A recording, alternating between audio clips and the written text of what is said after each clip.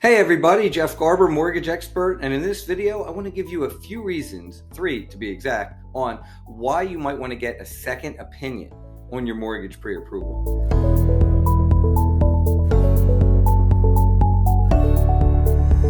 Over the last month or so, I've had a lot of realtors come to me saying that they've been having problems with the lender that their client has chosen, and they're actually asking me to come in and help straighten things out and fix things up. Sometimes I'm doing that just to help them, and I'm not even getting the loan, and other times people are actually coming over to me. But I want to give you 3 reasons why a second opinion could be in your benefit. So number 1, and not many people know this, but not every lender or bank has every program available. And not only do they not have every program available, but oftentimes they may be much more conservative than certain mortgage banks. For example, they may have what are called overlays on top of their guidelines. So let's pretend, and I'm making this up just to give you an example, okay? Let's pretend you're trying to get an FHA loan, okay? And your credit is lower than 620. And you go to get a pre-approval, and they tell you you don't qualify for an FHA loan because your credit score is a 615, okay?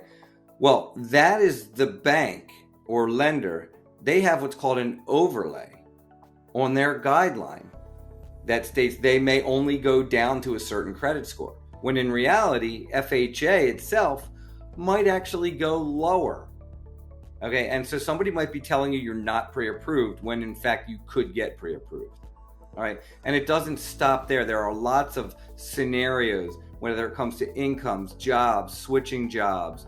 There's lots of times in the industry where certain lenders say, no, we're not going to do it because they have overlays. They have guidelines on top of guidelines.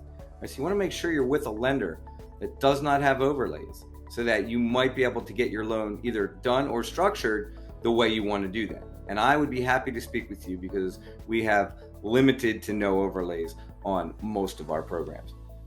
Okay, number 2, you need to work with somebody that knows when and how to lock your rates in. Now, I have a YouTube page called mortgageinstructionmanual.com, and on that page I do market updates and I share a lot of tips on how interest rates work. So I don't want to get too much into that right now, but I do have a video that I just put out that states exactly when and how to lock your loan when we do that. And just to be brief about that, if I get myself out of the way here, I follow what are called mortgage-backed securities. And what you're looking at are mortgages that trade live in the bond market every day. And because I have access to this and we can see the patterns and we know what are called technicals, that's, technical analysis is how you analyze what a stock or a bond or crypto is going to do based on its patterns. That's called technical analysis.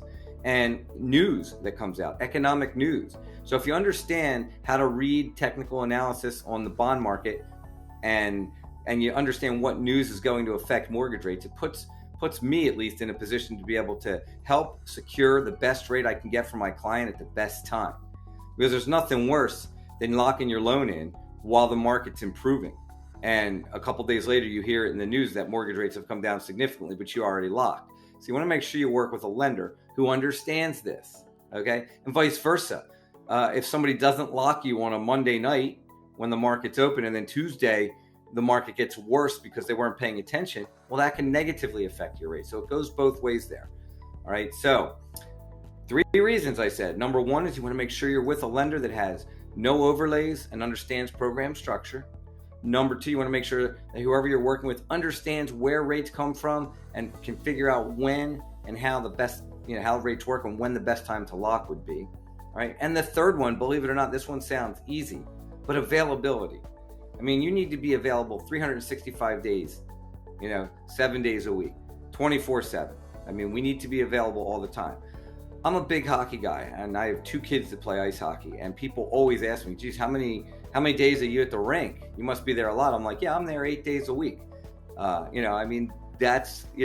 That's the reality of being, a hockey family. When you have 2 kids that play travel, you're going to be at the rink all the time. Same thing in real estate.